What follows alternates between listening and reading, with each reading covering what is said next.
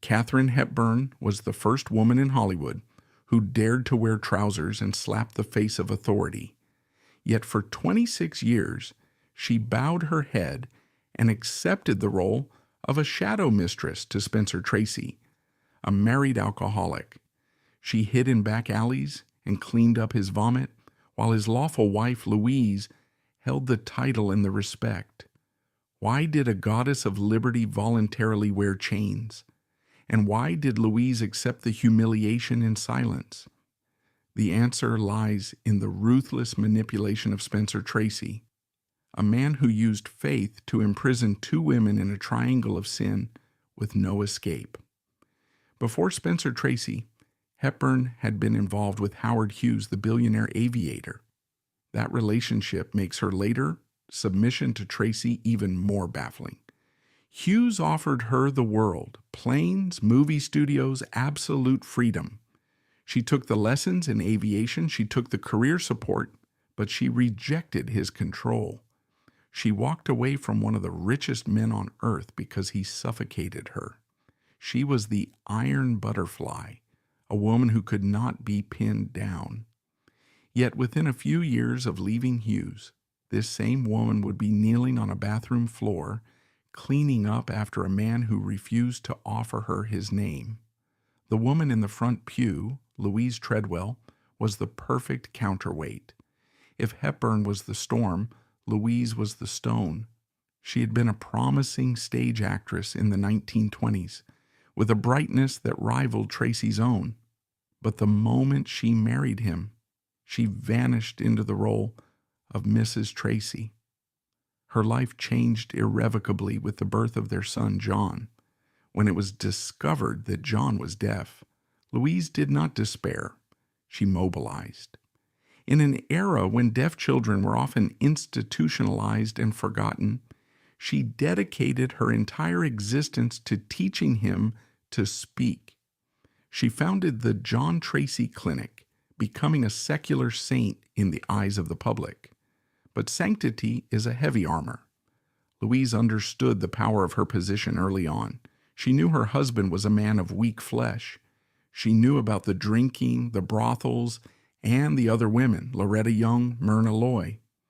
But she also knew that in the eyes of the Catholic Church, and more importantly, in the eyes of Metro-Goldwyn-Mayer, she was untouchable. Her devotion to her deaf son gave her a moral authority that Spencer Tracy could never challenge. She held the high ground. She didn't need to fight for him. She simply had to exist. Her silence became a fortress. Then there was the architect of this dysfunction, Spencer Tracy himself. The camera recorded a face of rugged honesty, a man you could trust with your life. But the man inside was rotting. Tracy was a black Irish depressive, a man haunted by a belief that he was fundamentally broken. He viewed his son's deafness as a divine punishment for his own sins.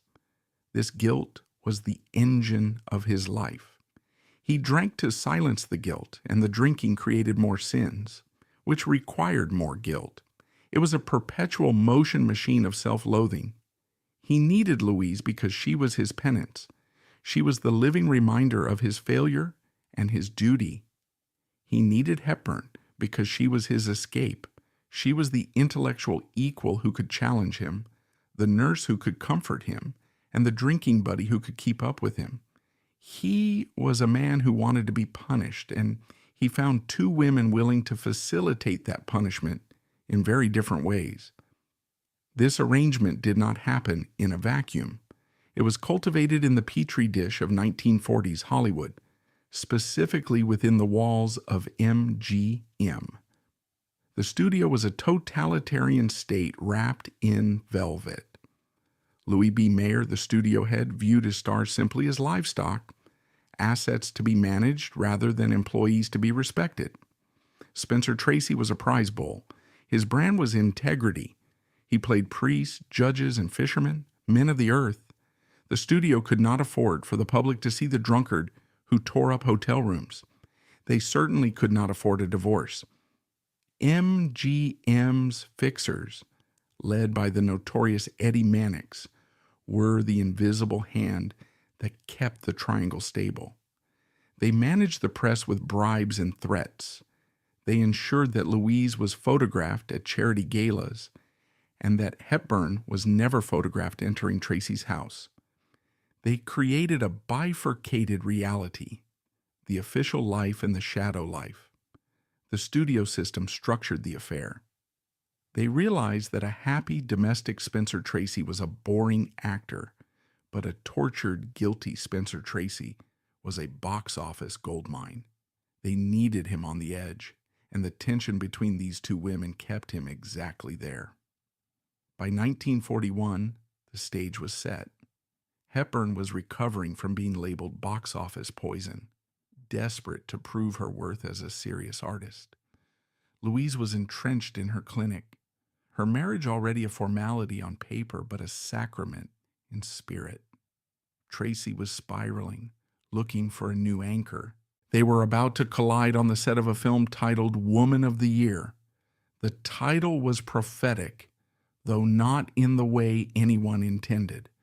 The marketing promised a clash of titans. The reality was a slow, methodical surrender. The rebel was about to meet the jailer, and for the first time in her life, she would volunteer to put on the handcuffs. September 1941 was a sweltering month in Los Angeles, but the air on the MGM lot was cold with anticipation. The studio had finally greenlit Woman of the Year, a script designed specifically to rehabilitate Katharine Hepburn's career. She was 34 years old, razor-sharp, and dangerously intelligent, but the public had turned on her. They found her arrogance off-putting. They wanted to see her humbled. The genius of the casting was not in pairing her with a romantic lead who would woo her, but with a grounded, cynical everyman who would tame her. That man was Spencer Tracy. When they met outside the Thalberg building, the physical disparity was immediate. Hepburn was 5 feet 7 inches in her stocking feet, often wearing heels that pushed her closer to 6 feet. She towered over the men of Hollywood, both literally and metaphorically. Tracy was 5 feet 9 on a good day, stocky, with a face like a clenched fist. He looked at her with the weary skepticism of a man who had seen everything and believed none of it. The legend claims Hepburn said, "I fear I may be too tall for you, Mr. Tracy." And producer Joseph Mankiewicz, not Tracy, replied, "Don't worry, Kate, he'll cut you down to size." Whether the line was scripted or spontaneous is irrelevant. It was a declaration of war. It was the thesis statement for the next 26 years of their lives.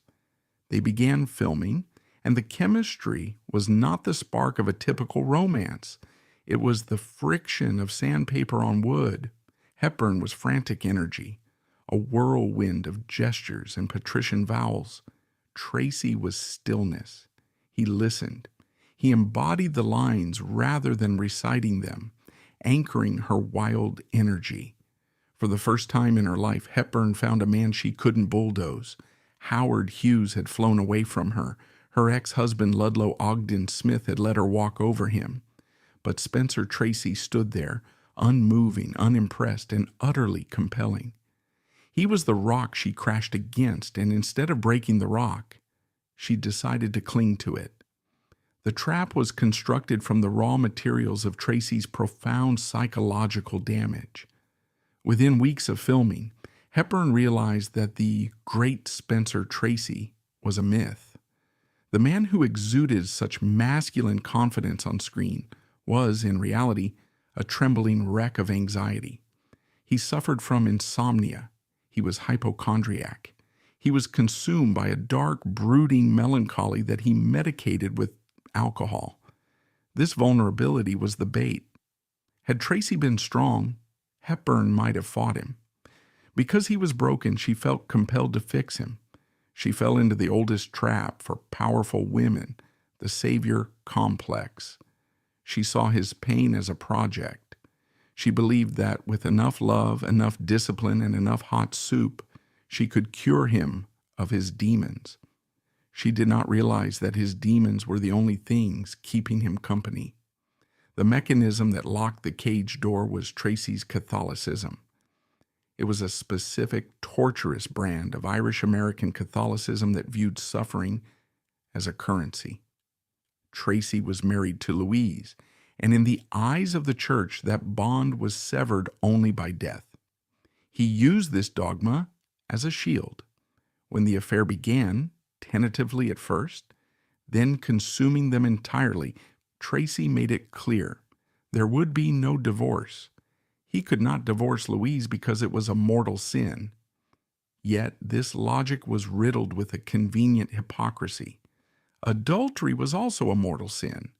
Abandoning his family emotionally was a sin. Drunkenness was a sin. Tracy was willing to commit every sin in the book except the one that would legally free him. He used the sanctity of marriage not to honor his wife, but to paralyze his mistress. It was a brilliant, unconscious strategy. By claiming his hands were tied by God, he absolved himself of the need to make a choice. He could tell Hepburn, "I love you, but I cannot leave her." And he could tell himself, "I am a sinner, but I am not a divorcee." He successfully separated his legal obligations from his emotional desires, partitioning his life so that neither woman could ever have all of him. Louise Treadwell, meanwhile, was not blind. She was observing the shift in the tectonic plates of her marriage. She had seen this before with Loretta Young in the 1930s. That affair had been public and humiliating, leading to a brief separation where Tracy publicly embarrassed the family. Louise had learned that confrontation only drove him further away. So in 1942, she adopted a strategy of radical acceptance. She would not fight for the man, she would fight for the institution. She doubled down on her identity as Mrs. Spencer Tracy. She threw herself into the work of the John Tracy Clinic, which was rapidly becoming a beacon of hope for deaf children across America. This was her masterstroke. By becoming a public saint, she made herself immovable. How could Spencer Tracy, the beloved star, divorce the woman who was saving deaf children? The optics would be catastrophic. Louise knew that as long as she held the moral high ground, Tracy could never leave.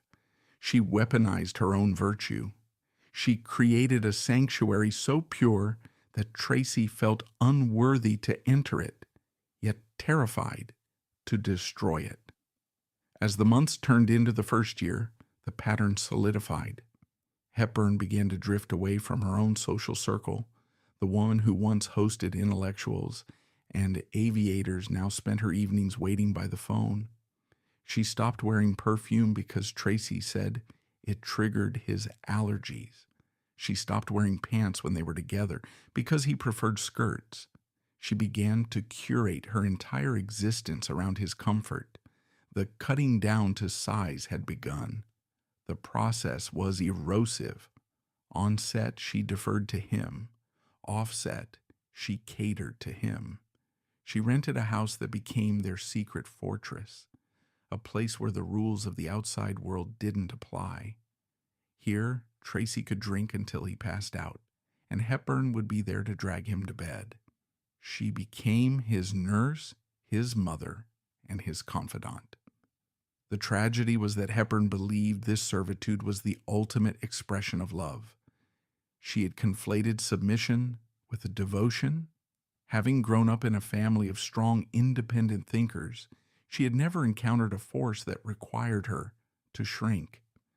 When she did, she mistook the feeling of diminishing herself for the feeling of belonging. She wrote in her journals about the privilege of serving him.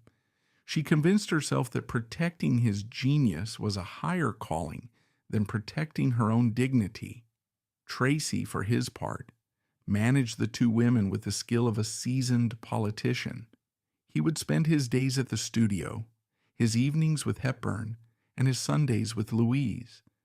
He would attend Mass with his wife, kneeling in the pew, head bowed, the picture of repentance. Then he would drive to Hepburn's rented cottage to complain about the suffocating pressure of his family life. He played them against each other flawlessly. To Hepburn, Louise was the cold anchor that weighed him down. To Louise, Hepburn was the temporary madness that he was too weak to resist. By the end of 1942, the trap was fully set. The door was locked and the key had been thrown down the drain of a whiskey bottle. Hepburn was no longer the independent star. She was the other woman.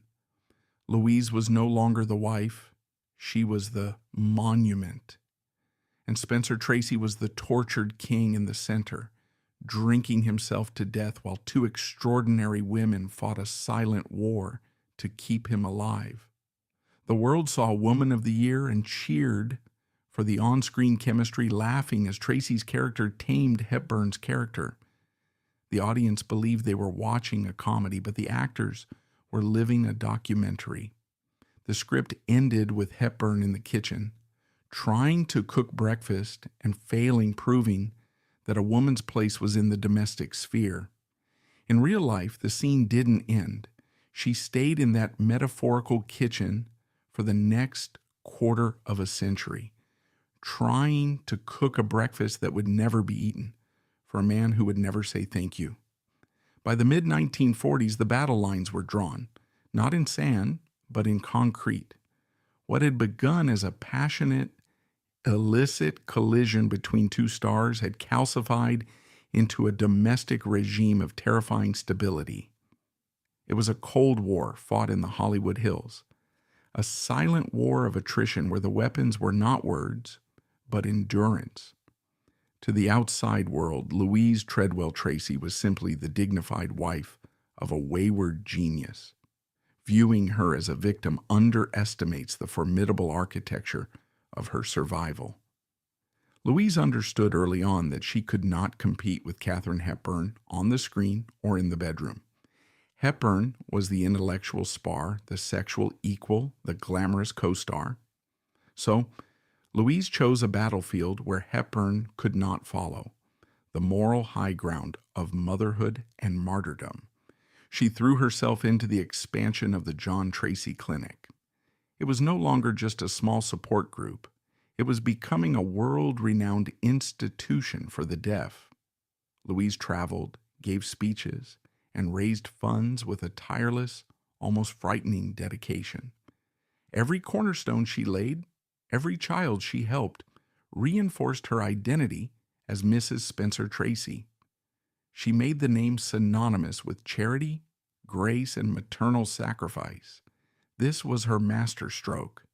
By elevating the Tracy name to a symbol of humanitarian virtue, she made it politically and socially impossible for Spencer to divorce her. To leave Louise Treadwell would be akin to divorcing a saint. It would destroy his public image as the good, decent American man that MGM had spent millions cultivating. Louise did not need to scream or fight. She simply built a fortress of goodness so high that her husband could never climb over it to escape. Meanwhile, Katharine Hepburn was undergoing a transformation that baffled her friends and delighted her critics.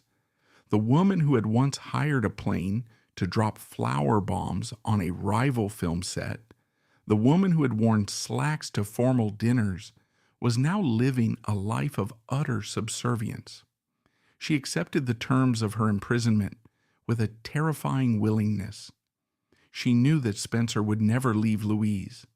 He told her this repeatedly, using his Catholic guilt as the unassailable excuse. "I can't hurt her," he would say, staring into his whiskey glass. "It would kill her." Hepburn, the daughter of a suffragette and a urologist, a woman raised to believe in logic and autonomy, accepted this illogical premise. She rationalized it through the lens of art. She convinced herself that Spencer Tracy was not just a man, but a force, a singular artistic genius whose talent was so rare that it required special handling. She cast herself as his guardian first, his mistress second. If Louise was the saint, Hepburn became the keeper. The geography of their affair reflected this bifurcation. Tracy maintained his family residence on a ranch in Encino, a sprawling property where Louise lived with the children, John and Susie. It was a home filled with the noise of family life, the artifacts of his legitimate existence. Hepburn, on the other hand, lived in a rented guest house on the estate of director George Cukor. It was secluded, hidden behind high hedges and heavy gates. This became Tracy's sanctuary, his hideout. The routine was brutal in its predictability. Tracy would spend his days at the studio where he was treated like a king. In the evenings, he would drive to Cukor's estate. There, Hepburn would be waiting. She cooked for him. Simple meals, steak and potatoes, because his stomach was ulcerated from alcohol. She listened to him complain about the studio, about his anxieties, about the crushing weight of his own existence. They would talk for hours or sit in silence, but the night always ended the same way. He would either pass out in her guest room or he would return to Encino. The most humiliating ritual occurred on Sunday mornings. No matter how drunk he had been the night before, no matter how deep his despair, Spencer Tracy would wake up, dress in his Sunday best, and drive back to Louise. Together they would go to Mass. They would be photographed, entering the church, the picture of a devout Catholic couple. Hepburn would stay behind in the rented house, invisible. She was never invited to these public displays of redemption. She was the sin he committed on Saturday night. Louise was the absolution he sought on Sunday morning. For a woman of Hepburn's pride, this should have been intolerable. Yet she endured it. Why? The answer lies in a complex psychological knot. Hepburn, for all her bluster, was a woman who craved purpose. Her career, while successful, had always felt like a battle. With Tracy, she found a cause. His alcoholism gave her a job. When he went on his infamous benders, days-long drinking sprees where he would lock himself in hotel rooms and drink until he was comatose, it was Hepburn who went in to get him. She would find him in a stupor, often covered in his own filth. She would clean him up. She would pay off the hotel staff to keep quiet. She would drive him back to the privacy of the guest house and nurse him through the withdrawal tremors. She became an expert in the pathology of the alcoholic. She knew when to be firm, when to be soft, when to hide the bottles, and when to give him a drink to stop the shaking. In those moments, she was essential. Louise was the wife of the great Spencer Tracy, but Kate was the nursemaid to the frightened, broken man inside the suit. She possessed his vulnerability, and that possession was addictive. MGM, of course, was the third silent partner in this arrangement. The studio's fixers, led by the ruthless Eddie Mannix, knew everything. They had a file on Tracy thick enough to end his career 10 times over. They knew about the drinking, the violent outbursts, and the affair, but Tracy was their biggest male star. He projected an image of rugged reliability that audiences trusted explicitly. To protect that asset, MGM enforced a strict code of silence. The studio press department worked overtime to spin the narrative. When reporters asked why Tracy was rarely seen with his wife at nightclubs, the studio explained that Mrs. Tracy was devoted to her clinic and preferred a quiet life. When they asked why Tracy was often seen dining with Hepburn, the studio framed it as a deep professional friendship between two intellectual equals. Gossip columnists like Luella Parsons and Hedda Hopper, who could destroy a career with a single sentence, were surprisingly gentle with Tracy. Part of this was fear of MGM, but part of it was a genuine protection racket for the old boys club. Tracy was beloved by the press. He was one of them. A drinker, a storyteller, a man's man. They didn't want to ruin him. So they erased Hepburn. In photos from this era, you can see the toll this erasure took on Hepburn. Her face grew sharper, her eyes more watchful. She began to develop a nervous tic, a slight shaking of the head that would become more pronounced in her later years. It was the physical manifestation of a constant state of high alert. She was living in a perpetual state of anxiety, always waiting for the phone to ring, always waiting for the crash. Louise, conversely, grew more statuesque. She aged with a heavy, deliberate dignity. There are photos of her at clinic galas, wearing pearls, smiling that tight, impenetrable smile. She looked like a woman who had won a war by refusing to fight. She knew where her husband was at night. She knew who was washing his shirts, but she also knew that when he died, he would be buried next to her. She was playing the long game. The tragedy of the silent war was that it required the active participation of all three combatants. Tracy needed the guilt to feel alive. He needed the contrast between the saintly wife and the illicit mistress to maintain his internal drama. If Louise had divorced him, he would have lost his anchor. If Hepburn had left him, he would have lost his spark. He needed the triangle to stand upright. Hepburn, trapped in the middle, began to lose her own identity. She stopped fighting for the best roles. She started taking parts that allowed her to be near him. When they filmed State of the Union in 1948, the dynamic on set was palpable. Tracy was the star. Hepburn was the support. She deferred to him in interviews. She let him interrupt her. The woman who had once told a director, "I'm the star, you're the mechanic," was now playing second fiddle to a man who couldn't remember his lines after lunch because of the whiskey. The Catholic guilt that Tracy wore like a hair shirt was in reality a convenient fiction. It was a tool of control. By claiming that his religion forbade divorce, he shifted the blame from his own cowardice to God. He made God the villain so that he could remain the victim. And both women, raised in a society that revered male suffering, accepted this. They treated his guilt not as a neurosis to be cured, but as a sacred burden to be respected. As the 1940s bled into the 1950s, the silent war settled into a grim stalemate. Louise held the deed to the house and the soul. Hepburn held the heart and the bottle. Spencer Tracy moved between them like a ghost, haunting two lives while living none. The trap was no longer new. It was home, and the walls were closing in.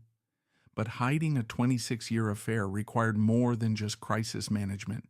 It required a complicit press. In the golden age of Hollywood, the media was not an adversarial watchdog.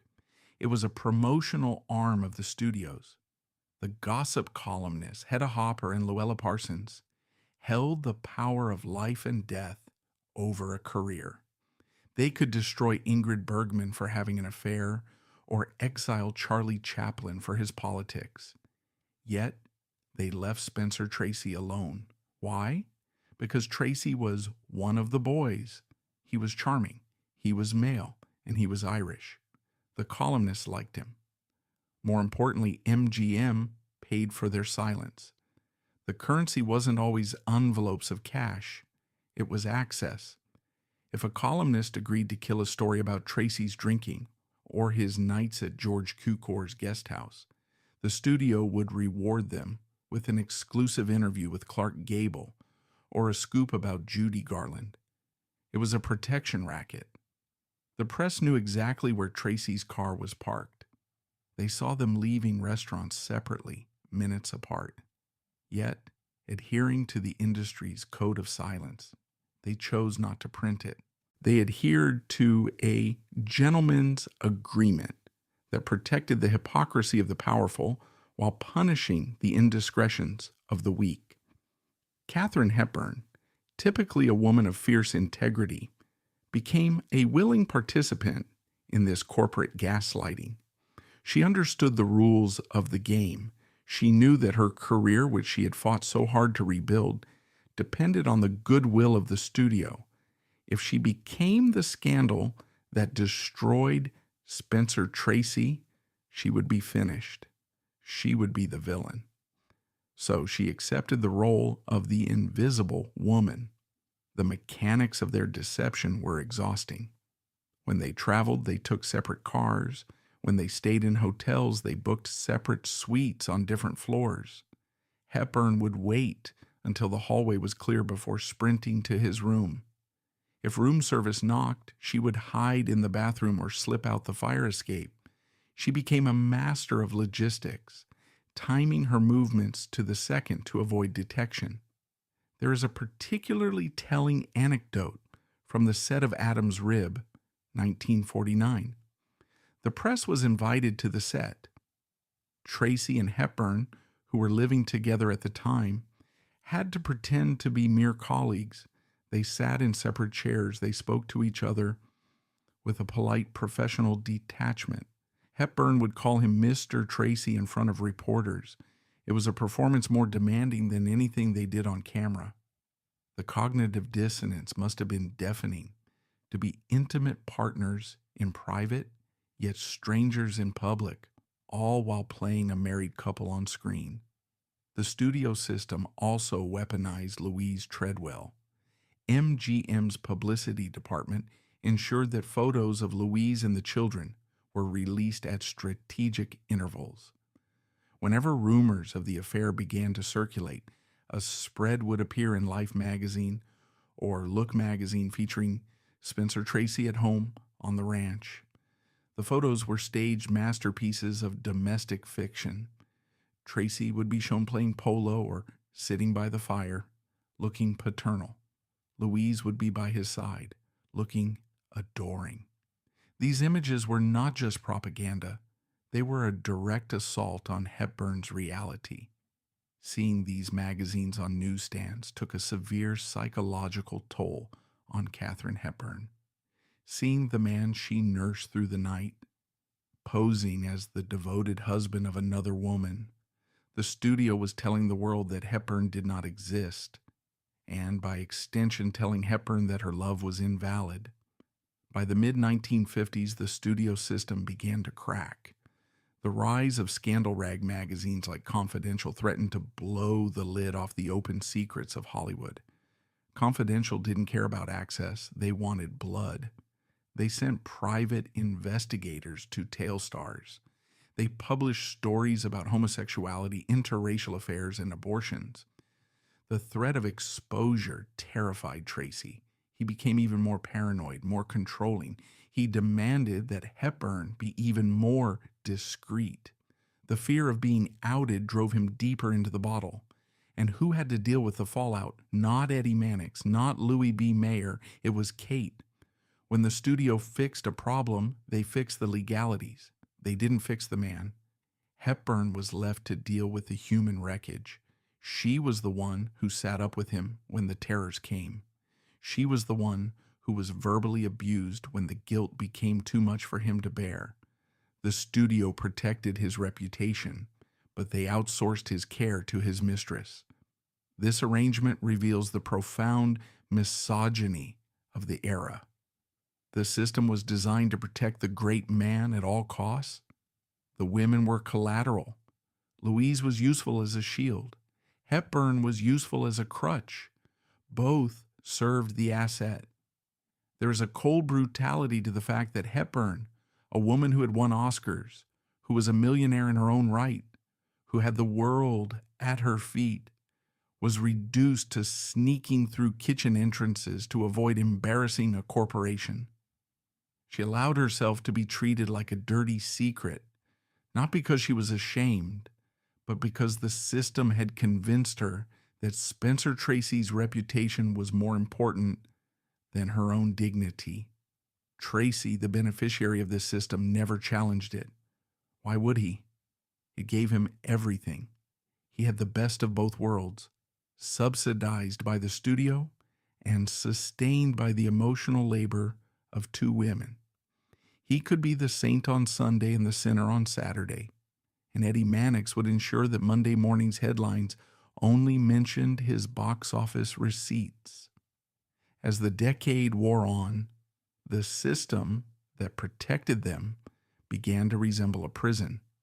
They were trapped in the roles MGM had written for them. Tracy was the tortured genius who couldn't be judged. Louise was the long-suffering wife who couldn't be left. And Hepburn was the eccentric spinster who couldn't be acknowledged. The studio didn't just hide the truth, they strangled it. They created a version of history so sanitized, so polished, that the participants themselves began to lose track of what was real. But reality has a way of asserting itself, usually through the body. And as the 1960s approached, Spencer Tracy's body, abused by alcohol and shielded from consequences, began to fail. The studio could fix a headline, but they couldn't fix a dying heart. By the mid-1950s, the glittering facade of the Tracy and Hepburn legend began to rot from the inside out. The era of witty banter and screwball comedies was dead. What remained was a grim, claustrophobic reality that resembled a hospice ward more than a romance. The silent war had settled into a brutal war of attrition, and the casualty was Katharine Hepburn's autonomy. By the mid-1950s, the physical deterioration of Spencer Tracy was a slow, terrifying slide into decrepitude. The man who had once exuded the rugged vitality of the American West was now bloating, graying, and gasping for air. His lungs were failing, his heart was struggling to pump blood through veins hardened by whiskey. But the most dangerous symptom was not physical. It was the darkening of his mind. Tracy's drinking changed. In his youth, he'd been a happy drunk, a storyteller who held court in bars. Now he was a mean drunk. Alcohol stripped away his charm and revealed a deep, subterranean reservoir of rage. And the target of that rage was almost always the woman who was trying to save him. Katharine Hepburn, the woman who had once stood toe-to-toe with the studio heads, now found herself walking on eggshells in her own home. She became the administrator of his decline.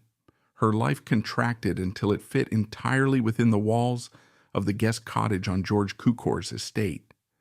She stopped accepting dinner invitations. She stopped playing tennis. She stopped being Kate the Great. Instead, she became the nurse. Her daily routine was a masterclass in masochism. She rose before dawn to prepare his meals, bland, soft foods that his ulcerated stomach could tolerate.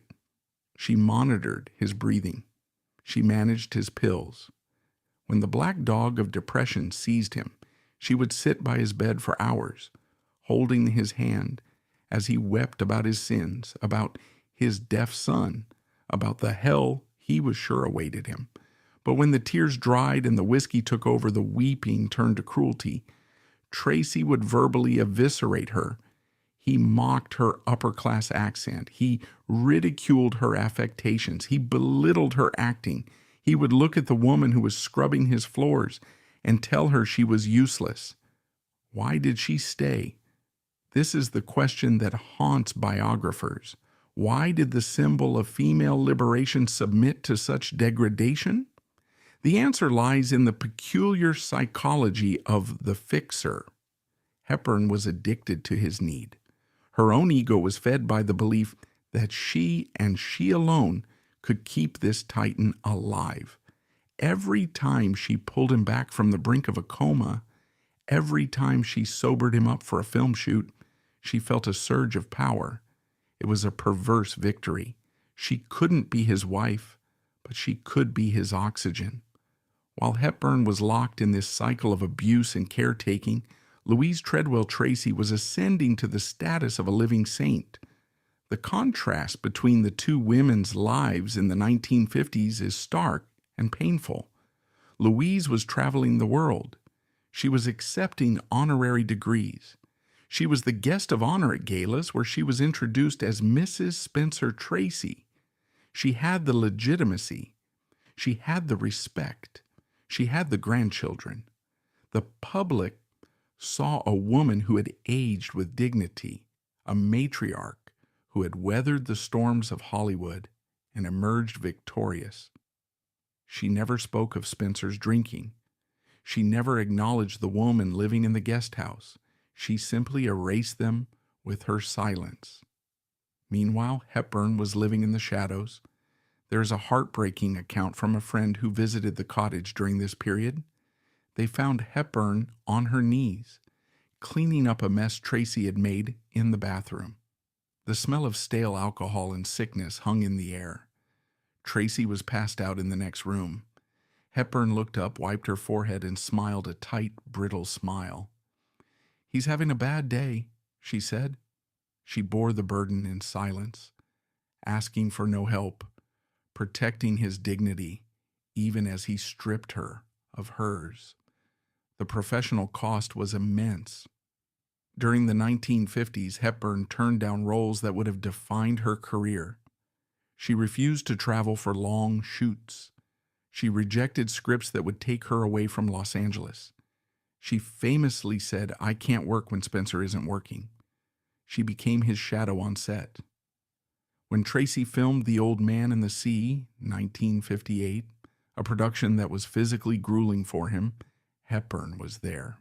She wasn't on the payroll, she wasn't in the credits, but she was there, standing just out of camera range, mouthing the words along with him, willing him to get through the scene without collapsing.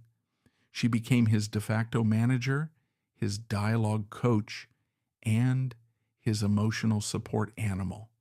She shielded him from the press. If a reporter asked about his health, Hepburn would intervene with a sharp joke or a distraction. She curated the lie that he was just tired, hiding the reality of the emphysema and the liver damage. This period marked the complete inversion of their initial dynamic. In 1942, Tracy had been the rock and Hepburn the water. By 1960, Hepburn was the rock, hardened, weathered, unmovable, and Tracy was the water, spilling everywhere, uncontrollable and destructive. The humiliation was not just private, it was structural. Tracy continued to visit Louise on Sundays.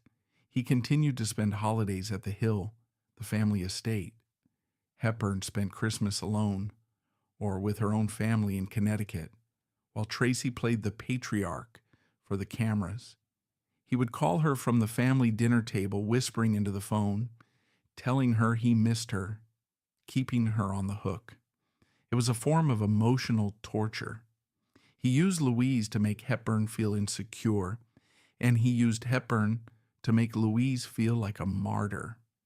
He told Hepburn that Louise was cold and unforgiving, painting himself as the victim of a loveless marriage. This was the lie that kept Hepburn in the guest house. She believed she was providing the warmth he was denied at home. She didn't realize that the coldness of Louise was a boundary the wife had set to protect herself from the very monster Hepburn was now nursing. By the early 1960s, the monster was dying. Tracy's health crises became more frequent. The midnight rushes to the hospital became a routine, and here the cruelty of their arrangement became legally binding. When the ambulance came, Hepburn could not ride in it. She had to follow in her own car. At the hospital, she could not sign the forms. She could not speak to the doctors as his next of kin. She had to wait in the lobby or in a private waiting room, while Louise, who might not have seen him for weeks, was ushered to his bedside. The exclusion was absolute.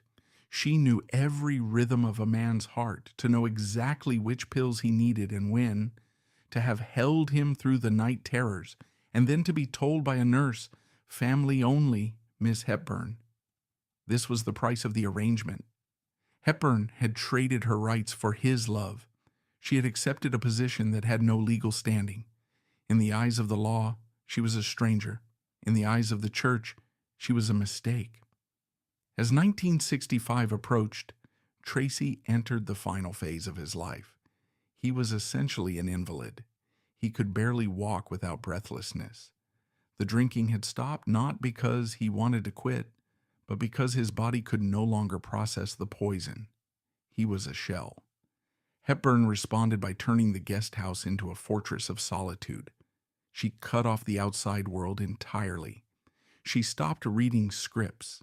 She stopped caring about her own legacy. Her entire universe was reduced to the sound of Spencer Tracy's labored breathing. She became hypervigilant. She slept with one eye open. She listened for the rattle in his chest. She learned to read the color of his skin, to gauge his oxygen levels. She was fighting a battle against death itself, armed only with devotion and stubbornness. But even in this state, Tracy maintained his psychological grip. He would look at her with those tired, sad eyes and say, "You're the only one, Kate." And that crumb of validation was enough to keep her starving. It is easy to look back and judge Hepburn for her weakness. Hepburn belonged to a generation of women taught that love was sacrifice. She believed that the magnitude of her suffering was the measure of her love. The more she endured, the more real the love was. She was also fighting a ghost. She was fighting the ghost of the perfect wife, Louise. She felt she had to outgive, outlove, and outsuffer Louise to prove that she was worthy of him. It was a competition that only one person could win, Spencer Tracy. He lay in his bed, attended by the two most formidable women in Hollywood, taking everything they had to give and giving nothing back but his own need. He was the black hole at the center of their galaxy, consuming all the light until there was nothing left but the darkness of the inevitable end. By the spring of 1967, the curtain was not just falling, it was being torn down by the sheer weight of physical decay. Spencer Tracy was 67 years old, but his body belonged to a man of 90. Decades of whiskey, cigarettes, and the corrosive stress of his own guilt had left him with a heart that could barely pump and lungs that wheezed like broken bellows. He was, by any medical standard, a dying man. The insurance companies of Hollywood, usually willing to gamble on talent, took one look at his medical files and closed the book. He was uninsurable. In the cold calculus of the studio system, Spencer Tracy was already dead, yet Katharine Hepburn refused to accept the obituary. She was possessed by a singular, frantic mission to give him one last triumph. She believed, with a ferocity that bordered on delusion, that work would save him. If she could just get him in front of a camera, if she could just get him to focus on a script, the adrenaline would restart his heart. She found the vehicle in a screenplay by William Rose titled Guess Who's Coming to Dinner. The film is remembered today as a landmark of civil rights cinema, a bold statement on interracial marriage starring Sidney Poitier. But for Hepburn and Tracy, the politics were secondary. For them, it was a home movie. It was a chance to play out on a global stage the domestic fantasy they had been denied in real life. In the film, they would play Matt and Christina Drayton, a long-married, deeply devoted couple facing a crisis. They would act out the comfort, the bickering, and the profound, unspoken bond of a marriage that had weathered everything. It was the only way they could ever be Mr. and Mrs. Tracy in public. The production of Guess Who's Coming to Dinner was less a film shoot and more a high-stakes medical rescue operation. Columbia Pictures refused to insure Tracy, so Hepburn and director Stanley Kramer put their own salaries in escrow. They bet their livelihoods on his heartbeat. On set, Hepburn ceased to be a co-star and became a sentry. She monitored his breathing between takes, feeding him cues with her eyes when his memory failed. She softened her sharp trademark acting style, radiating a protective warmth designed to keep him calm. She wasn't trying to steal the scene, she was trying to gift it to him. When Tracy delivered his final monologue about the enduring power of love, the tears in Hepburn's eyes were not a performance. She was watching the man she loved deliver his own eulogy. On May 26, 1967, the production wrapped. It was a Friday. Tracy went to Stanley Kramer, put his hand on the director's shoulder, and said, "You've got it in the can, Stanley. I'm going home now." He was not referring to a destination. He was announcing the end. The mechanism that had kept him alive, the work, the routine, the need to perform, was switched off. Hepburn drove him home. The silence in the car must have been deafening. They both knew the game was over. There were no more scripts to read, no more call times, no more excuses to ignore the reality of his failing body. The final act had been filmed, processed, and locked away. Now they had to face the unscripted ending. For the next 2 weeks, Hepburn returned to her role as the nurse. But the dynamic had shifted. Tracy was no longer fighting. He was resigning. The Catholic guilt that had tormented him for decades seemed to recede, replaced by a quiet, eerie acceptance. He spent his days sitting in the garden, staring at the light filtering through the trees. He spoke less. He drank tea. He waited. Louise Treadwell. Tracy, meanwhile, remained at the periphery. She knew the film was finished. She knew his health was critical, but she did not descend on the cottage. She maintained the separation that had defined their marriage. She was the wife of the official life, and Spencer was currently dying in his shadow life. She would step in only when the shadow lifted. Hepburn, in these final days, was manic with anxiety. She tried to keep him interested in life.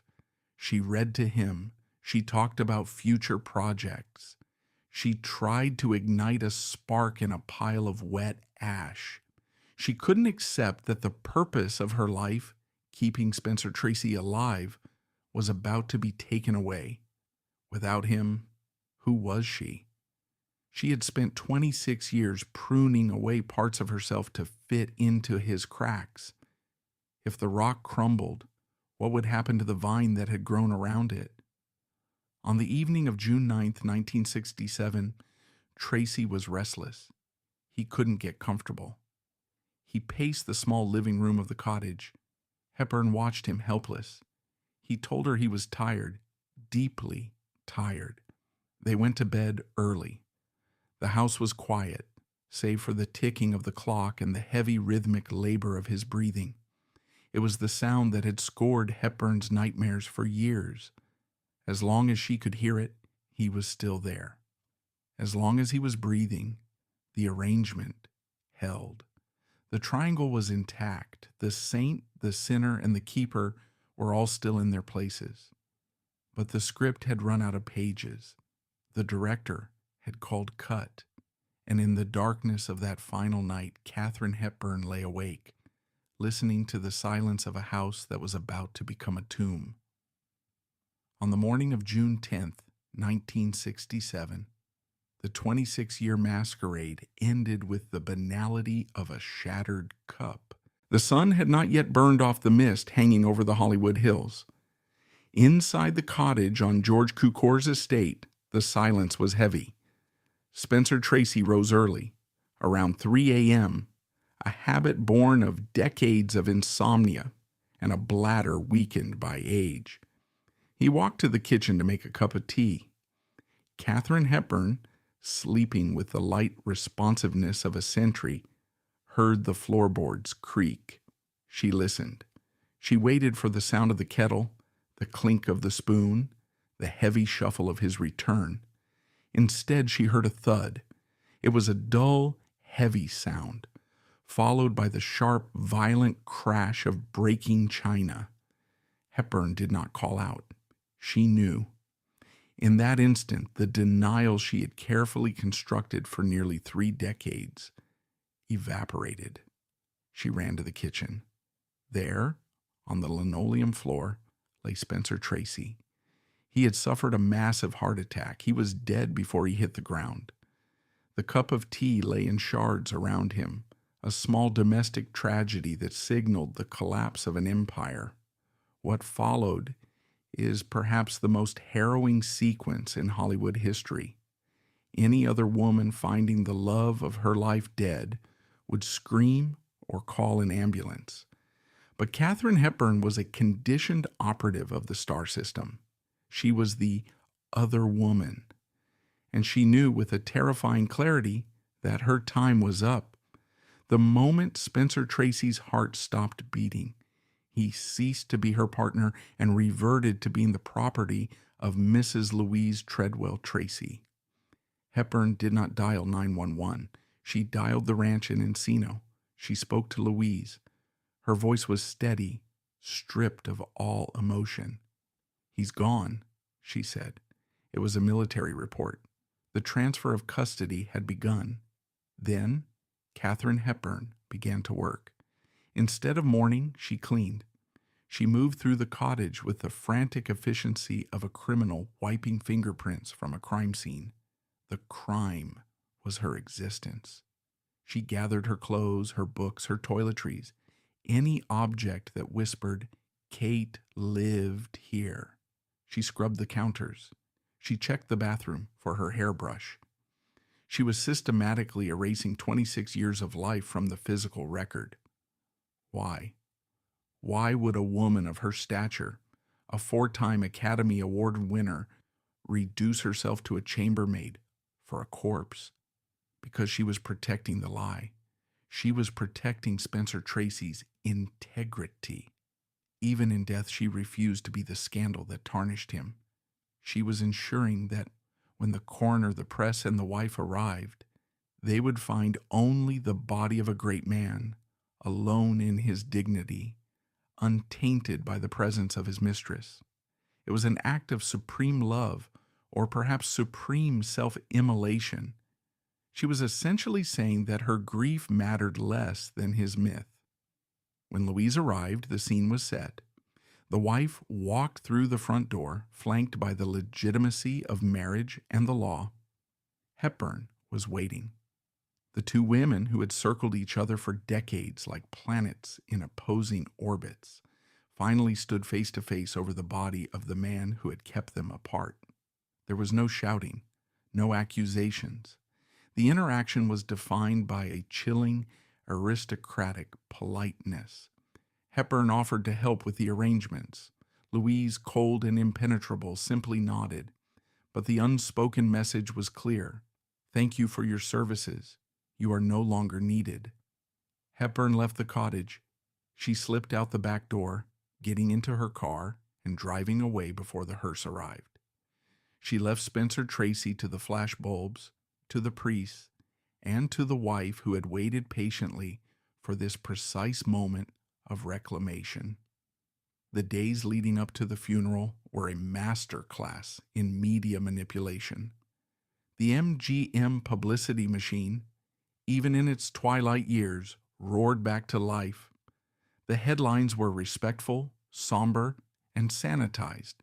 They spoke of Tracy's devotion to his family. They ran photos of him with Louise. They mentioned his close friendship with Hepburn only in passing, as if she were a fond colleague. The obituary was a work of fiction that erased the reality of his last 2 decades. And then came the funeral. It was held at the Immaculate Heart of Mary Church. It was a high requiem mass, heavy with incense and Latin. The guest list was a roll call of the Golden Age: James Stewart, John Ford, Frank Sinatra, Gregory Peck. They all filed in, dressed in black, to pay homage to the patriarch. In the front row, Louise Treadwell Tracy sat like a queen on a chessboard. She accepted the condolences of the world. She was the grieving widow, the mother of his deaf son, the woman who had stood by him. She had won the silent war. She had outlasted the mistress. She had the body, the name, and the sympathy of the nation. Katharine Hepburn was not there. She had been told explicitly or implicitly that her presence would be inappropriate. It would cause a scene. It would distract from the solemnity of the occasion. So the woman who had fed him, bathed him, and loved him for 26 years sat alone in her home miles away. But she couldn't stay away completely. There are reports that Hepburn drove her car to the vicinity of the church. She parked blocks away, watching the hearse pass by. She was a ghost at the funeral of a man who was her husband in everything but law. She watched the procession of limousines, the flowers, the weeping fans. She saw the world mourning a man she knew better than anyone, yet she was forbidden from shedding a tear in public. This was the ultimate triumph of the system. It had successfully partitioned Spencer Tracy's life, even in death. The saint got the funeral, the sinner got the silence. The cruelty extended beyond the ceremony. When Tracy's will was read, the final nail was hammered into the coffin of their romance. Spencer Tracy, a wealthy man, left his entire estate to Louise and the children.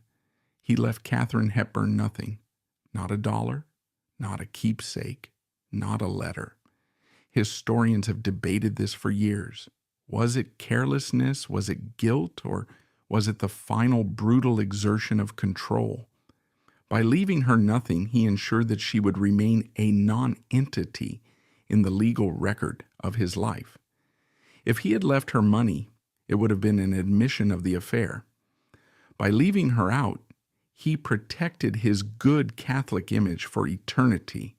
He prioritized his soul's standing with the church over the financial security of the woman who had sacrificed her career for him. Hepburn, ever the pragmatist, never complained publicly about the will. But the psychological blow must have been devastating. It was a message from the grave. You were my passion, but you were never my family. In the weeks following the funeral, the erasure continued. The press moved on. Louise retreated into her privacy, her status as the great widow secured. Hepburn was left in a vacuum. She had no husband to mourn, no grave to visit without permission, no legal standing to claim his legacy. She was 60 years old. She had spent the prime of her life in a waiting room that had now been locked. But here, the story takes a turn, because Katharine Hepburn was not a woman who could be easily erased. The system had taken her dignity, but it hadn't taken her will. In the silence of that summer, something in Hepburn snapped, or perhaps something healed. For 26 years, she had suppressed her own nature to fit into the small, dark space Tracy had allotted her. Now, the space was gone. The weight was lifted. Refusing the retreat of alcoholism or obscurity, she did the one thing that had always saved her. She went to work. 6 months after Tracy died, Guess Who's Coming to Dinner was released. It was a smash hit. Hepburn won the Academy Award for Best Actress, her second 34 years after her first. It was a sentimental victory, yes, but it was also a resurrection. When the Academy announced her name, she wasn't there to accept it. She was in France filming The Lion in Winter. She was playing Eleanor of Aquitaine, a queen who was imprisoned by her husband but refused to be broken. The parallels were not lost on her. Hepburn's erasure at the funeral was the nadir of her subjugation, but it was also the catalyst for her third act. The nurse was dead. The secret mistress was dead. Katharine Hepburn, the icon, was about to be reborn. However, the cost of that rebirth was a permanent scar. For the rest of her life, Hepburn would speak of Tracy with a reverence that bordered on religious devotion. She never criticized him. She never exposed his cruelty. She guarded his reputation more fiercely than Louise ever did. Why? Because to admit that he was a monster would be to admit that she had been a fool. To admit that he had used her would be to invalidate the sacrifice of her life. So, she polished the myth. She told the world he was a saint, a genius, a great oak tree. She became the primary architect of the very lie that had erased her. It is a profound psychological paradox. The victim became the protector of the perpetrator's legacy. She maintained the erasure voluntarily because the alternative, facing the truth that she had given everything to a man who gave her nothing but a hidden life, was too painful to bear. So the funeral ended. The cars drove away. The church doors closed. Louise went back to the ranch to live out her days as the rightful Mrs. Tracy. And Katharine Hepburn started her car engine, turned away from the graveyard, and drove back to work. She was alone again, just as she had been before she met him. But this time, she was alone in a world that no longer required her to hide. The cage was empty. She was free, but after decades of confinement, freedom felt like a burden. The prisoner no longer knew how to live outside the walls. The silence of the grave was not the end of the conversation. It was merely a shift in the frequency. In the years following Spencer Tracy's death in 1967, the silent war between Katharine Hepburn and Louise Treadwell, Tracy did not cease. It transformed into a battle for memory, a cold conflict fought not over the man's body, but over his soul's history. For Louise, the victory seemed absolute. She remained in the hilltop estate in Encino, the indisputable matriarch. The John Tracy Clinic continued to expand, becoming a global beacon for deaf education, forever linking the Tracy name with saintly benevolence. Louise lived for another 16 years, swathed in the dignity of her widowhood. She never remarried. She never spoke ill of her husband.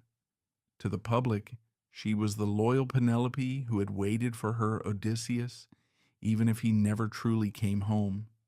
She held the legal rights to his image, his films, and his story. But Katharine Hepburn was not a woman who vanished. Denied the title of wife, she claimed a title that was, in Hollywood terms, far more powerful: legend. In the wake of Tracy's death, Hepburn did not crumble. She calcified. The grief that might have destroyed a lesser woman instead fueled a career renaissance that is unparalleled in cinema history.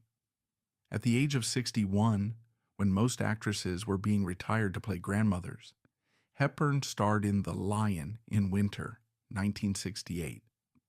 She played Eleanor of Aquitaine, a queen imprisoned by her husband, King Henry II. It was a role of ferocious intelligence and wounded pride. When she delivered the line, "I have a confession. I'd like to see you crumble," audiences felt the ghost of Spencer Tracy in the room. She won her third Academy Award, then a fourth for On Golden Pond in 1981.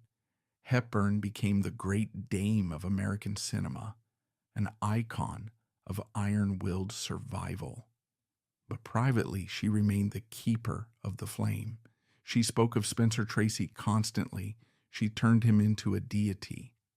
In interviews, she would describe him as like an old oak tree or a force of nature. She never mentioned the alcoholism, the verbal abuse, or the humiliation of the backdoor exits. She polished the myth until it blinded the world to the reality. Why? This is the final crucial psychological twist of our story. By deifying Tracy, Hepburn was validating her own sacrifice. If he was just a flawed, cruel drunk, then she was a fool who had wasted her life. But if he was a god, then her servitude was a form of worship. She needed him to be great so that her suffering could be meaningful.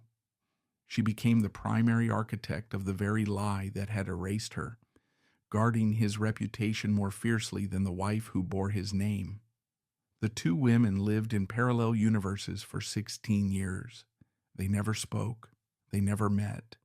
Yet They were inextricably bound by the secret they shared. They were the only two people on earth who knew the real Spencer Tracy, the man behind the mask. Louise knew the guilt. Hepburn knew the need. Together they held the fragmented pieces of a broken man. The stalemate broke only with death. Louise Treadwell Tracy died in 1983. She was 87 years old. She was buried next to Spencer at Forest Lawn Memorial Park. The inscription on the grave was simple, final, and exclusionary. It was a family plot. There was no room for Kate. It was only after Louise was gone that Hepburn finally broke her silence. In her autobiography, Me, Stories of My Life, 1991, she addressed the affair publicly for the first time. But even then, there was a strange, lingering deference to the rival she had never acknowledged. In her autobiography, Hepburn addressed a passage directly to the dead Louise. It stands as one of the most revealing confessions in Hollywood history. She wrote, "You knew, didn't you? You always knew." It was a plea sent into the void. There was no address for the dead. Louise took her secrets to the grave, leaving Hepburn with the last word, but no one to hear it. So, what is the true legacy of this great romance? Stripped of nostalgia, the story of Spencer Tracy and Katharine Hepburn reveals itself as a cold case study in systemic control. It is a story about how the golden age of Hollywood, a system built by men for men, extracted labor from women by weaponizing their own virtues. Spencer Tracy was the ultimate beneficiary. He lived a life of absolute privilege. He had a wife who gave him social standing and a mistress who gave him emotional sustenance. He had a studio that cleaned up his messes and a church that absolved his sins. He never had to choose. He never had to compromise. He died in his own bed, loved by two extraordinary women without ever having to face the consequences of his actions. Katharine Hepburn paid the bill. She paid with her autonomy. She paid with her dignity. She paid with the children she never had and the husband she never married. She was a feminist icon who lived a life of feudal subservience. Louise Treadwell paid with her happiness. She lived a life of public honor and private loneliness, a widow, long before her husband died. The system, MGM, the church, the patriarchy, won. They got their movies. They got their box office receipts. They got their clean moral narrative. The messiness of human pain was swept under the rug, and the women were left to sweep it up. As Hepburn entered her final years, the tremors that had plagued her became severe. Her head shook constantly, a neurological condition often misdiagnosed as Parkinson's. She retired to her family home in Fenwick, Connecticut. She spent her days gardening, swimming in the freezing Long Island Sound, and watching old movies. When she watched Woman of the Year or Adam's Rib, she wasn't just watching films. She was watching home movies of the only life she had been allowed to live fully, the fictional one. On screen, she was his equal. On screen, she won the arguments. On screen, he chased her. It was the only place where the dynamic was fair. Katharine Hepburn died on June 29, 2003, at the age of 96. The lights on Broadway were dimmed. The world mourned the loss of a legend. But in the end, she died as she had lived for so long, alone, defiant, and fiercely protective of a man who had been dead for 36 years. Her death marked the end of an era. It was the final fade to black on the studio system's most successful and most devastating production. But if you think the story of Katharine Hepburn is tragic, you have only seen The Velvet Cage. Hepburn, at least, had a choice. She walked into her prison with her eyes open. She held the key in her pocket, even if she refused to turn it. But there were others in Hollywood who were not so lucky. There were women whose rebellion was met, not with a guilt trap, but with a medical ice pick. So, I have to ask, do you dare to face the truth in our next episode? Because next time, we are not talking about romance. We are opening the files on the women Hollywood tried to erase. We will uncover the case of Frances Farmer, the golden girl of Seattle who fell in love with dangerous ideas instead of co-stars. Her punishment? She was thrown into an insane asylum by her own mother. We will reveal the freezing reality of the transorbital lobotomy, the surgery designed to scrape away her personality and turn a firebrand into a well-behaved citizen. We will witness the tragedy of Jean Tierney, the most beautiful woman in cinematic history. A woman who was strapped to a table and subjected to shock therapy that wiped her memory clean, simply because she had a broken heart. This is the question we must answer. What did the Golden Age actually do to the women who refused to obey? Katharine Hepburn lost her pride. Frances Farmer and Jean Tierney lost their souls. Hollywood sells happy endings. History records the body count. Subscribe and turn on notifications. In this town, the scalpel is often sharper than the script.